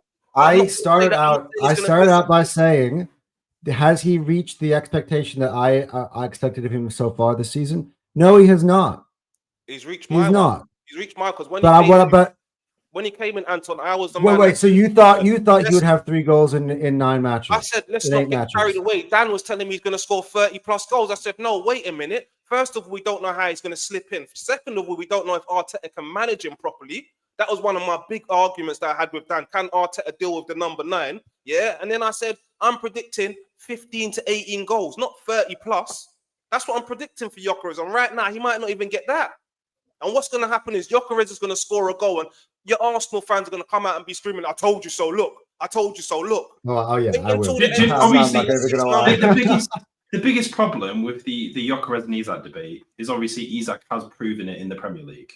So that's where, like, when you have the debate between the two, that's where the issue is. when I've been watching Arsenal, I have seen an improvement. I disagree with that, by the way, Ash, because Well, I'd say that over their entire career, I mean, Gyökeres is a much better goal scoring, balls in back of net in entire career. Gyökeres absolutely destroys Isak.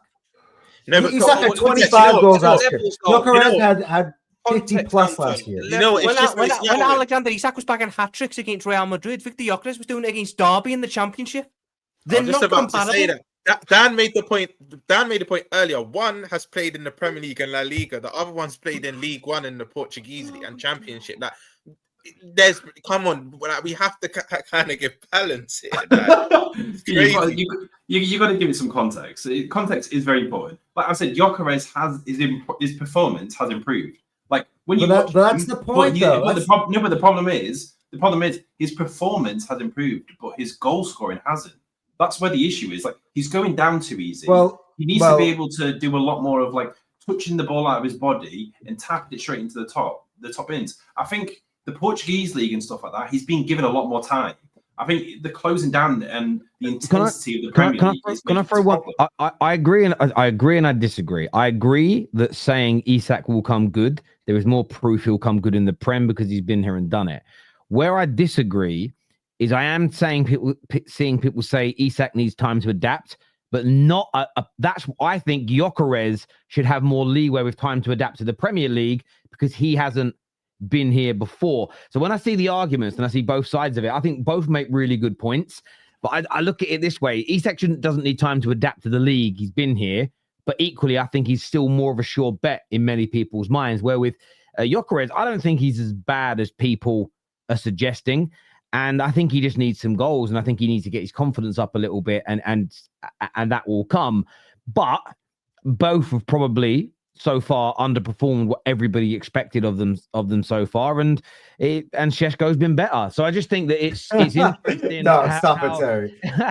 And who's been the best? No, but you know what's so funny? The person on this panel who say that their striker has been the best is Ash. Because Bolsonaro, by the way, has come from Germany. There's no respect there. They got much more room to play in. Teams don't sit back. It's easier for Voldemar. He's at a smaller club with less pressure. Come on now. But that's the point. That brings me back to my Andy Carroll point from yesterday. And Andy Carroll went from Newcastle to Liverpool. He was.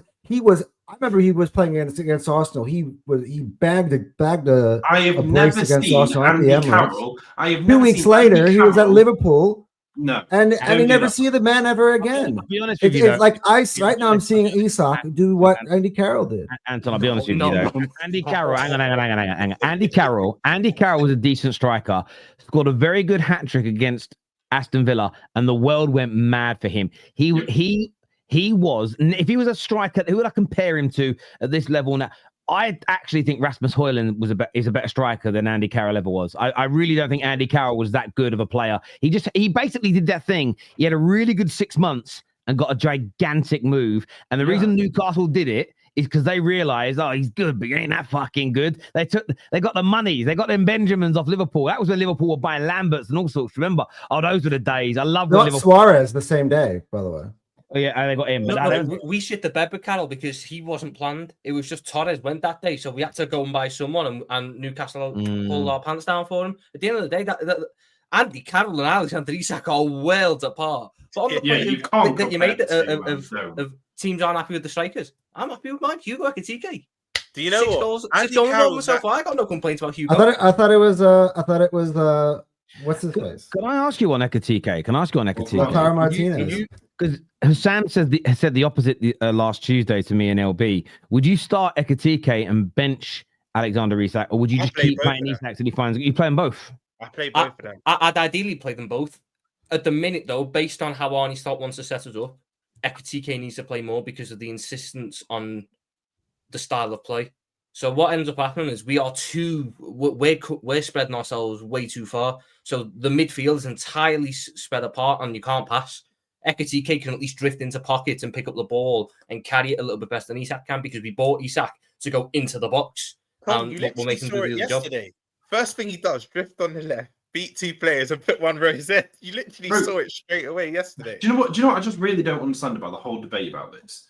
Isak obviously didn't touch a ball like at a decent level for 40 days because obviously he went on strike for us. He came over to you guys, needs to build his fitness up. He played his first game against Everton 20 minutes. He's played 3 games since. Crystal Palace for 84 minutes. He did the Chelsea where he scored, and then the where he got an assist. Did he score? Did he score? No, he got an assist. History? When assist to get He's on it. I know Victor Gyokeres hasn't got one of them, so it's a bit sort of. For that. I got called out because I thought that was a really good assist. A lot of other people say he looked like a missed touch. It was, it was a good touch, but he didn't mean the assist, if that makes sense. So he meant to bring it down, but he didn't mean for it to go gap so straight. That's what I'm saying. But the whole point is, like, technically, he's only really had 3 proper games because his first game was 20 minutes long at the end. It was just to build his fitness back in. Whose fault is that? Isak's, exactly. So he need. But the thing is, but this is the whole point. Newcastle's. He could have played against Liverpool earlier this season. Do you know what? It's actually Liverpool's fault for only offering us £110 million in that first bid. It's their fault. He is. That's the Ash I want to see. You know what? That's the Ash I want to see. And you have to lowball first. It's actually Stuttgart's fault for not selling Voldemar early in the window. And do you know what about them? We would have had Ekitike. We would have had Ekitike, and I mean, to be fair, Voldemar still probably would have been at Stuttgart. So it's crazy that Voldemar is doing better than both Isak and Gyökeres. Yeah. It's crazy. Do you know what though? Let me ask you this question, Ash. If you now could change it, would you swap Voldemar for Ekitike if you could do it now? No. That delay tells me yes. That delay. No, because I think he's. So my problem is, I have bitterness towards Ekitike when he turned down us to go to PSG seasons ago. So my bitterness for that is never gone. So even if I would say yes, I'm still going to say no because I'm bitter about that. Yeah, it kind of treated you like, I think most lads have had this experience. Like you ask a girl out, she says no. Maybe a few years later, you know, you're driving a nicer car, you bought a house, you're doing all right, and you get a random message. Oh, hi, how you been? Yeah, I'm good. I heard you're doing really, really well. Do you want to go out for a drink? If you've got anything about you say no. If you're like someone like Ash, he'd be rat up a drain pipe. He'd be straight there. Okay, yeah. Yes sir, no sir. 3 bags full, sir. I know. Ash, you can tell Ash's type straight away. Next question. I'm going to go to Romz first on this one. Fact or fiction? Manchester City are still in the title race. They'll catch and overtake Arsenal before the season ends. Right. Just for context, I had them as our closest challengers before a ball got kicked. I was not one of these fans who wrote them off. When you've got the best manager in world football and a flipping robot Erling Haaland, I find it mad that people just saying it was a Liverpool and Arsenal title race. I'll say that. What I will say is I've already said if Arsenal do build a good lead on City or Liverpool, I think now they actually have the squad to sustain it. I've always said Arteta is their biggest enemy. I think they've got their 11-2. I think they've got the best squad in Europe. I just think Arteta could be their detriment. However, if it's about a 10-point gap, they'll probably do it because they hardly concede goals. If City are still in and amongst it, and even ourselves, actually, I'll chuck us into this. If we're about 4-5 points behind them in the run-in, look, we've seen this Arsenal team for years now. They're under pressure from the start of the season because of the window they had, as we are. So they are under pressure at the start of the season in general. But pressure in November, October is different to March and April and that title running, yeah. I'm at a point where I need to see Arsenal do it to believe it. So to answer your question, Terry, if City are in that position, Haaland's fully firing. Also, Champions League has a bearing on this, depending on how far both teams get into that competition, because that's when you start having to maybe rest certain players, or you might not be able to because you have to juggle 2 competitions. I knew Positive Dan would say this. Big up. But in my opinion, I still think they would catch Arsenal just because they have the know-how. I know people are going to say they don't have the goals they used to have, they don't have the players they used to have, but they still have a Doku, they still have a Haaland, they still have. I know Donnarumma's not won the league with them, but he has previous of winning big trophies, and albeit the league isn't as good as the Premier League, you still know how what it takes. You still know what momentum can do for you. So I still think they would, in my opinion. Do you know what the worry is about what you said? if Haaland gets injured, City's done. Yeah, I agree with you. That's why I specifically said if Haaland stays fit and carries on. He is the problem because he's got 11 goals already. Like that's crazy, man. Like this guy's pumping out numbers like no one's seen. But the thing is, if Haaland gets injured, and in context, do you know what? Then they've got to run a 3-4 easy games, no big teams in there. They put a Mamouche up there, Doku. They can still make things happen. I don't believe that. I don't believe it. It's not the same as Arsenal, though. Do you know what Liverpool and Arsenal have in common recently in title races, right? The 2 leagues we won them at a canter and we won them early. Arsenal, when they were leading, when both clubs have led in the last couple 5-6 years, we've ended up losing the title, and so have you. So I just feel like City just have that know-how. And I know people are going to keep going back to it's not still the same squad, but they still have individuals that have won the league. Your John Stones, your Haalands, they still have somewhat a Rodri when he's back. They still have that core that have that know-how that will lead the team, in my opinion. So I still, to answer your question, Tel, I think they would catch them. I do think they would.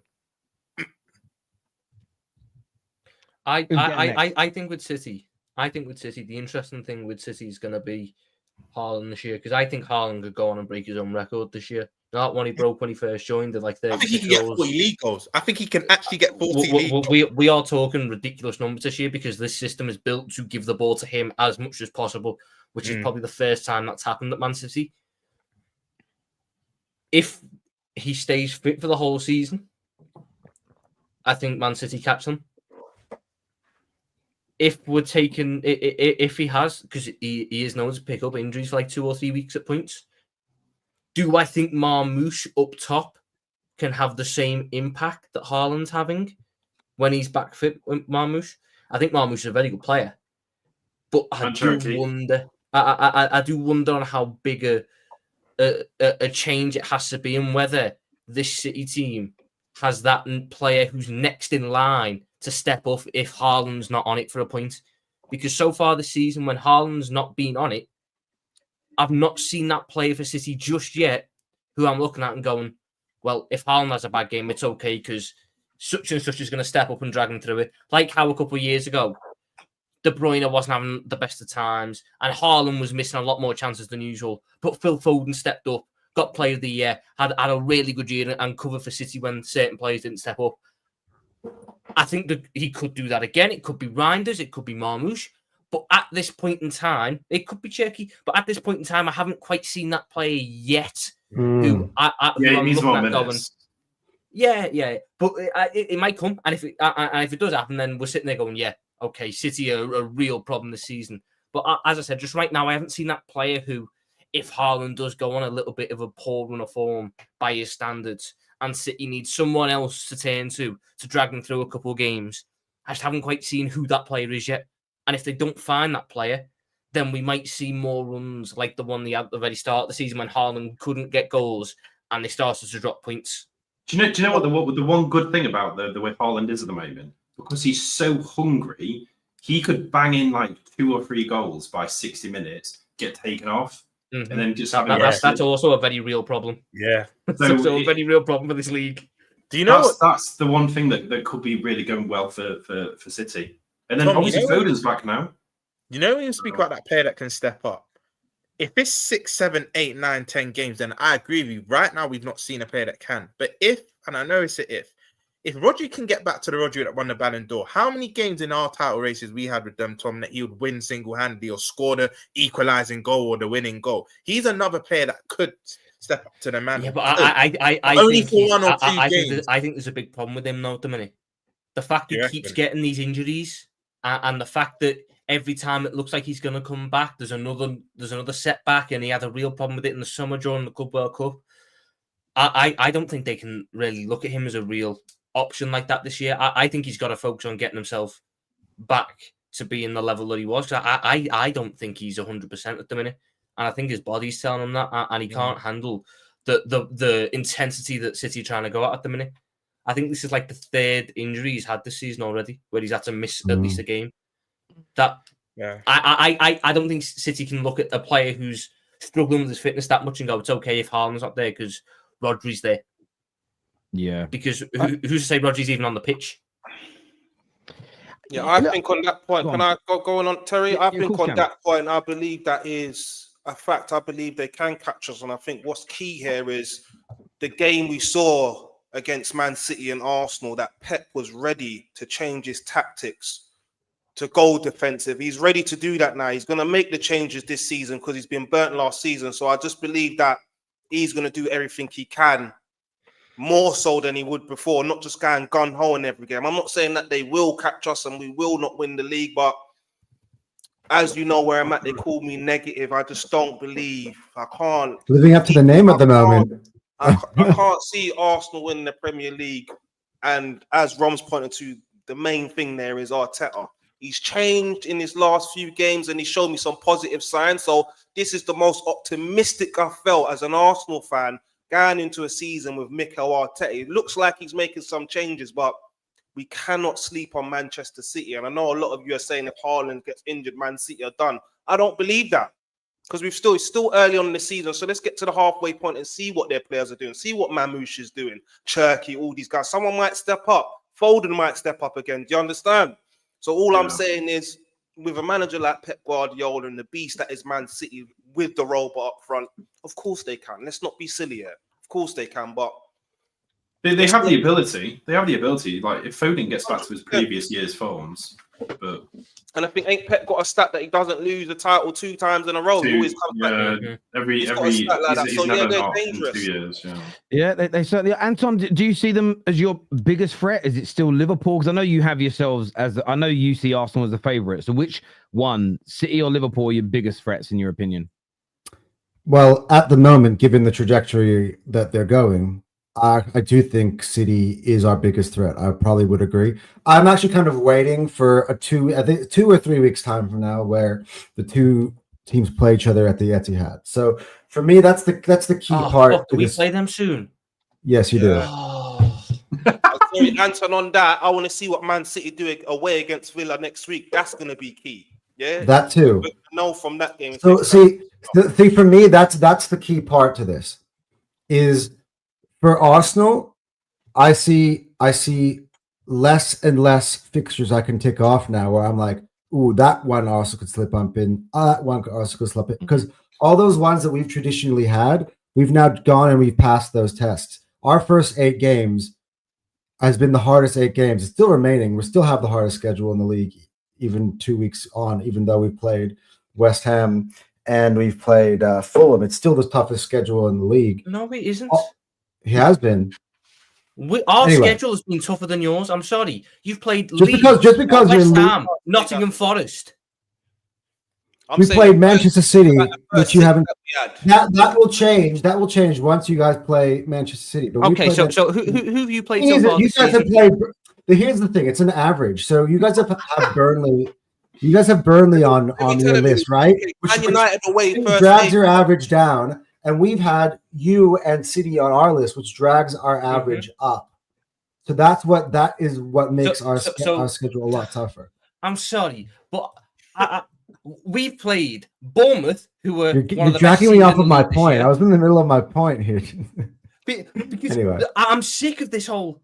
After about it's so tough to start the Wait, season. Tom, let me just You've give you them. You've I can got tell to you play right now. You've got Man to play United two teams away. I wish I could play. First game of the season, Man United away. Hard stuff. Old Trafford. I know Man United are hard. Yeah. Then we had Leeds. We had a bit of a break. Then it was Liverpool away. So in our first game, 3 games, we're going away to Anfield and we're going away to Old Trafford. Nasty, nasty stuff. Let's be honest. Yeah. So our first 3 games, home to Bournemouth, who this season have been one of the best teams in the league. Bournemouth. Okay, you had Leeds. Let's not do all to Bournemouth. Who's the second top scorer in the league right now? Semenyo. Exactly. So you can't say that about Bournemouth. This is Liverpool Football Club. Game, then the second game, in the midst of the whole drama around it, we had Newcastle away. Then we had Arsenal at home. Then we had Burnley away, the easy one. Then we had Everton at home, Merseyside derby. Ooh, After Everton. that, Palace away. After that, Chelsea away. After that, United at home. Yeah, when you go past the 6 games, it does sound a bit hard, but we had the same sort of run because we had Nottingham Forest after that. Then You had we had Ange Man Postecoglou. That's City. Manchester City. Then we had Newcastle. Newcastle. What are we doing this for, though, right? Because once we get to like game week 18, it's like all equal, isn't it? Really? No, right. But okay, back to. I want to get back to my original point here, though. The start was even harder. We had to play Arsenal, City, Chelsea, and Liverpool in our first 8 games. We had the 4 best teams in the league. 4 best. You didn't have Bournemouth. That's not what Anton's spreadsheet says. Yeah. Yeah, I think Anton's spreadsheet is laced in bias. Is this? No, it's not. No, I will defend my spreadsheet to the hill. It is not. I wish I could just like screen share my spreadsheet. I wish I. Oh, please don't do that. No, are your pages stuck together? No. It's just a Google sheet. You know, I could. I know. Let's jump into some. Let's jump into some super chats here. I just jump into some of these. I think Chelsea will pass Man City, is what Chike is here. Big up Chike. Chelsea, that's crazy. Love a that. lot of fans are forgetting City would be missing Mamouche and Nuri during AFCON. Liverpool will miss Salah, which would actually be a blessing right now, is what Zane says. I can't Can you even believe sit here that and say those no, words are coming now? Like, you know what? It might be what's needed. It'll force him to play Ekatike and Isak. It could. Liverpool fans here. How long are you giving Isak? How long are you giving Isak time for? Like, how long until you start criticizing him? Up until the point where he's the problem. Right now, I can't criticize him because he's not the problem. So if he scores 0 goals the entire season because of Arne Slot's tactics, are you going to keep it going down at Arne If Slot? Alexander Isak At one scores point, 0 the player has to perform regardless of the system that he's put in. How does that make any sense? If he's not put in a good enough system, how can I expect him to perform in spite of the system? If one employee leaves one company for another company, are you going to criticize the boss of the new company for not running his business like a different guy ran his business?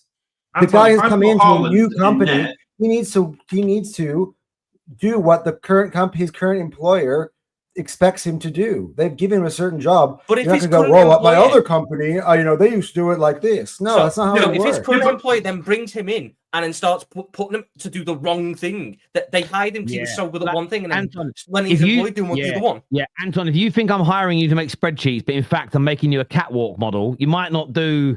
Like, it might be a little, no disrespect, you're a good looking guy. I'm just saying. This here says that Saka's highest GA came with Kai. This narrative that Saka isn't being 2 versus 1 isn't true. He's just elite. That doesn't matter.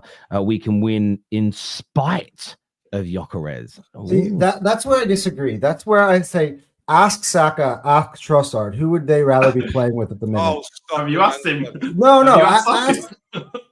He would tell you he'll play with anyone. He's just going to do his job. That's what they should be coming out. I think Trossard would just say he'd play with anyone so he can be on the pitch as well. Like, they could take a mic away from Bukayo Saka. I think Saka's biggest player that he needs, he links up well with, is Odegaard. The link up them two have got is crazy. Odegaard and Saka. My guy just goes, ask Saka. Bro, you've not been speed dialing him. I love it. So, Anton, you're the best, man. It's like, ask my mum, bro. Like, here's something people know about me is whether right or wrong, I still have an answer for everything. I will always bite back at everything. I'm never going to sit here and be like, oh, you got me. I'm never going to do that. I've never been that way my entire life. I've never had a moment of silence. Even if you're wrong, you still answer back. Yeah. That's why my teachers used to think I was a pain in the ass, because I would always have an answer for everything. Good luck to the missus, man. Good luck to her. I know. No, but you know what? Can I tell you? She's the one person on planet Earth who actually can make me stay quiet. Yeah, but she'll respond. I don't want to get crude here, but that's because there's a certain thing that your other half often gives you that controls you as a man. Like, it's you, because nobody wants to be locked out of heaven. Is that maybe the polite? Do you know what I mean? Didn't want Gyökeres, and I said he'll make people appreciate Havertz more. Kai is a better presser, better link-up play, and right now he's not being a better finisher. People forget Kai gets GA every 2 games at Arsenal. To say you're right on that, Jamal. I'm a man that hates Kai, but right now, like I said, Gyökeres has got me questioning. Was I being too nasty? Was I being too negative? Here's what's going to happen. Kai Havertz is going to come back. He's going to show you exactly who he is, and Gyökeres will be back in the starting 11 after about 1 or 2 games. I don't believe that, because I know if Havertz would have been playing 11 games, he would have more than 3 goals right now. I'd give him that at least. I'd give him that. Interesting. If you expect me to score 30 in the Premier League, that's a you problem. It's one of the last things rivals can shit on Arsenal about. Hold on to it, dearie. Are you playing as Gyökeres? Gyökeres, you talking Why about Gyökeres sent in a super chat here, right? In the first person. Big up, Yoks. Big up. The question was, is it a problem? The answer is no. I suppose. I mean, Arsenal don't really look like they've got many problems at the minute. But I don't think so. But I'm not an Arsenal fan. When Moreno was played as a 9, being a midfielder, looked more dangerous and had a better conversion than Gyökeres, should raise concerns for Arsenal fans, is what Zane says here. On that, I put the question to a man. I said, in Moreno's first 7 games starting as a striker, did he look better than Gyökeres in his first 7 games starting as a striker? And the answer to that question is yes, he did. Better link-up play, better finisher. James backs against it. How is it a problem? We're winning games. It's a very fair point. A big argument on MHF. Drogba just in the EPL only, not even top 20 strikers. Is that players or strikers? See, it's a hard one. I hate these debates because you can't. The reason why I hate definitely top 20 strikers. Yeah, the reason why I don't get this whole if EPL only. No way Hassan pushed that agenda, because he would never do EPL only, because we just do it with Gerrard and then he falls outside the top 10. But the reason why I don't like removing, and I don't even do this with Gerrard, is why he's higher in the list, is because you don't play the FA Cup, the League Cup, and the Champions League at a separate time. You play it in amongst the Premier League. So if you're playing in all those comps like Drogba did, one impacts the other. So I don't feel like you can remove it, if that makes sense. You can't, especially as we all know our teams rotate. So it's a hard one. But just in the Prem, I still think I put him in the top 20 strikers of all time. He's so clutch. But I have to think about it properly, but I probably would. Isak wasn't supposed to score more than Haaland. He was supposed to be a better footballer. That's why Arsenal fans wanted him. He needs to get involved. I do think he hasn't been that great on the ball either. Victor Gyökeres, just like he is on the pitch, is so sharp in the super chat, you know. Haaland was 2-2 to put City 2 up. This is the best. Yeah, he was fantastic at the weekend, and then just kind of didn't score his hat-trick. He is supposed to be better than Haaland because he creates for himself, right? What's prolific? Has he ever been overrated all his career? Sorry. And that is from the Norwegian. I will say very well said. Is this about Isak? Yeah, but there's one thing that was said about Isak when people did the comparisons to Haaland. It was Isak creates multiple chances for himself. So the people that made that argument, they can't just sit there and say Liverpool aren't creating for him, because he was meant to be the guy that creates for himself as well. That is a very fair argument from Harold. Yeah, because it's literally what Ash said in our group chat the other day. That he'll be good because he can create for himself. Because look at the situations that Isak was put in where he created for himself. So he had a lot more space to work in those situations. Less respect. He's not getting those same situations at Liverpool, because with all due respect to Newcastle and Liverpool, teams play Liverpool differently to how they play Newcastle. So he's got to adapt to that side of his game, not adapt to the Premier League, but adapt to playing in a different size of team that has to play different ways against different opponents. What happens if both start and are still bad? Oh, that's the Ekatike and Isak situation. That'd be an interesting one. Well, then we got to go ask questions, haven't we? Well, Ekatike has the same goals in the league as Gyökeres, by the way. So I mean, the worrying thing is, imagine those two start and then Wirtz doesn't start with them. That wouldn't shock me, because do I think he's ever going to drop Alexis McAllister? No. Officially have a new name for Gakpo. It's Gakpost. That's good. I like that. I like that. It's good. Cunha was 70 million, and if any of you watch the game back, he walks and could not care less to work hard for the team. I think you're just chatting shit. If you don't think Cunha worked hard yesterday, and played well for the team. Yesterday. He was fantastic. He was fantastic. He was good yesterday. He got better as the game wore on as well. Also, don't think Man City will beat Liverpool, Chelsea, and Newcastle. This is why. That was what I was going to say before Tom didn't let me land on my point. Oh, well, if Haaland in this form, good luck stopping him, mate. He even scored against Arsenal. The thing is, I don't think that Arsenal's lead will ever. Arsenal are never going to be second in the league ever again for the rest of the year. That's my bold take. You think you're going to stay top for the whole season now? The whole season, yeah. Wow. Because I think if anything, man. Well, me and Dan are cut from the same cloth, as you know. But yeah, I just think that the fixtures open up. The more the season goes on, the bigger the league goes. We went from 5 points behind Liverpool to now we're 3 points clear of City, 4 points clear of. Every single week moves on. Arsenal keeps going higher and higher up the league. Our schedule only continues to get easy, and I'm seeing the two of them. We're going to play each other in a few weeks, and that's for me the tipping point. Like if City beats Liverpool at Etihad, I'm going to be like, okay, I'm worried about City right now.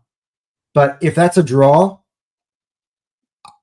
I don't see any point in which Arsenal is going to fall off, because I think this is a better Arsenal team than that of the past. You were talking about Pep being frustrated by not winning it last year. I would say Arteta is frustrated for not winning it the last 3 years, and he's learned from that.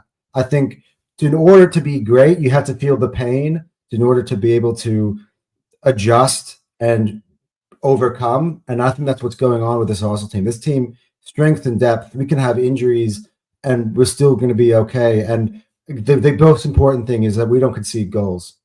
We've conceded 3 goals all season, and the only one that was from open play was against said Erling Haaland. So I think this Arsenal team is just another level from what it has been before. I'm not going to say nothing on that, Anton. I just hope you're right. That's all I'm going to say on that. I'm not going to get into nothing. You know what I mean? But yeah, let's hope you're right, mate. Let's hope you're right. This here says Arsenal are much better than Haaland FC. Let's be honest. They have the squad and don't concede shots, let alone goals. Nobody makes them sweat. That whole shot one that came out recently, it's absolute nonsense, though. Players are not hitting the ball on target. That's the only reason. Harry Wilson had 3 chances the other day. Yeah, it could have been a different game. I mean, against Fulham, Arsenal conceded 9 shots. So to say they don't concede shots isn't true. On target, it's a good game of football. Like I think to not concede shots is a very, very difficult. Also, the next level. If you want me to be brutally honest, Arsenal have had the best defense for the last 3 years, and they've not won a league. So maybe it's about time. The thing is, we stop looking at the best defense is the big thing, and whoever. The difference here for me here is Tom is that Arsenal have much further to go in terms of ceiling this year. Eze hasn't necessarily looked like Crystal Palace to this point. That is still has the ability to happen. Victor Gyökeres of Sporting still has the ability to happen. Bukayo Saka is just coming back from fitness. We're missing Martin Odegaard. We're missing a Piero Hincapié who's going to come back. Even Arteta is starting to sound like me when he talked about Hincapié the other day behind the press conference, bringing Arsenal a different dimension that is different. That I still have Ben White, he was out. I still have the lo and behold Havertz, who everybody's talking about, is going to come back and bang lots of goals, apparently, according to people. So, like, also so much more to go to build on that great defense. That attack is going to click, and when that happens, we're just going to start pushing above everybody. I think what's interesting though about the shots on target, when you look at Fulham, yes, they had shots, and every team concedes shots in nearly every game they play. None of them were in and around the 6-yard box, so they're all from sort of 12 yards plus out, if that makes sense. The 2 closest to the goal were blocked, which means players are shooting wide, defenders in front of them. Essentially, they're not clear-cut chances, and I think that for me is the big thing against Fulham at the weekend. Fulham didn't create a single big chance or clear-cut chance in the game. Yes, sometimes people are going to shoot from the edge of the box and it's going to go in, and there's very little that you can do about it. That happens, but I think I read a stat once that something like only 8% of shots from 18 yards or more go in. So if you're having shots from that distance in most games, you lower the risk of conceding goals. Most goals are scored within 8 to 9 yards of the goal line, getting really close in on goal. So if Arsenal can stop teams from penetrating and getting near their 6-yard box, they're going to concede a lot less goals. It's like in the NBA, if you're trying to make teams shoot 3-pointers rather than getting layups and dunks, their percentages are much higher. Jay here says, oh, yes, shots from 20 meters out with 5 players between the shooter and the goal. You know what I mean? Fulham didn't have any clear-cut chances. And that's also when I watched Spurs yesterday. They got areas to improve on, but they did actually lose because of 2 very well-struck goals from outside the box. They weren't being peppered, and that's why I get why they're angry, because they lost the game and there's things to criticize. But at the same time, it wasn't like Villa were like carving them open and making them look silly. And I think those things have to be taken into consideration. Jay also says here, 300 million Havertz, Isak, and Ekitike have the same amount of Premier League goals as Gyökeres. Havertz as a second striker, under or behind, I think he means Gyökeres with Eze on the left wing will solve a lot of problems. That's fantastic. As Terry said, though, you play competitions throughout the season that you have to play in the Premier League, so I can include them. So we've got more because Ekitike scored in the League Cup against Southampton. Whilst Gyökeres couldn't get one against Port Vale. Come on as a sub against Port Vale, but yeah. So the Ekitike came on as a sub against Southampton. Oh yeah, he took the shirt off, didn't he? Then he got himself sent off. So the super chat didn't say anything about red cards. If anything, Ekitike could have had more goals. He just hasn't got suspended. First 19 EPL games, 23-24 for Arsenal. Havertz 4 goals. I will right. say Havertz hasn't scored yet at this point. Okay. Hang on though, but he was playing midfield. He weren't playing striker, was he? Mm-hmm. You were doing the weird 8 thing with him. Yeah, but we have to be let's put Gyökeres to the Nate and see what he said. Oh, if that happens, I'll be Arteta out at that point. If that's what happens. Jimmy here says, "Do you think Graham Potter will take the Swedish national team to the World Cup?" I don't know where they sit. Well, they can't. They're eliminated from contention, so it's impossible. Really? No, they're not. They're in the playoffs. They got in the playoffs because the Nations League. Because it's all. I don't get well. Okay, there we go. They're like some playoff pot. Look, I want to thank everyone who's tuned into the show today. A big shout out to each and every single one of you. All of our super chatters, everyone who's hit the like button. Thank you. This is going to redirect you to Hassam's channel for A-listers. So go over there and cook my brother, please. Go and cook my brother over there. We're back tomorrow. Mine and Mark's show has actually been moved to Wednesday this week. So I'm live with Mark Wednesday for Hot Takes. But more killing the game in the morning. We've got straight facts in the afternoon with Positive Dan, with Aaron, and with LB. So looking forward to that. Plus, of course, Champions League is back. And I think Arsenal play tomorrow night. So that'll be an game tomorrow. Atletico, I'll be down there. This is Anton's favorite type of football. Simeone against Arteta. Ooh. I think we're going to cook them. I'll be honest. Do you know who else has got tomorrow? We've got Benfica. Oh yeah, forgot. Yeah, no one's watching that. Yeah. I wish we didn't have anyone on Wednesday. Who you got Wednesday? Frankfurt. Away. Actually, will that Ekitike return back home? Sausages in Frankfurt, getting done up. Can you imagine? If you lose it? I think if you lose this game, I think you lose to Brentford. I think even if we win this game, we might lose. Imagine German fans being like, Hugo, what's the score? Hugo, what's the score? Oh yeah, I forgot. Just saw that. Comes Alvarez for Atletico Madrid. That'll be man. It's gonna be wicked. Listen, people, take care. Goodbye. God bless, and we'll see you all again very, very soon. I'm just checking that this is definitely going to redirect, because I always say that sometimes and I don't check that it's on. It is. So go support Hassam, please, and we will see you all again very soon. Bye-bye.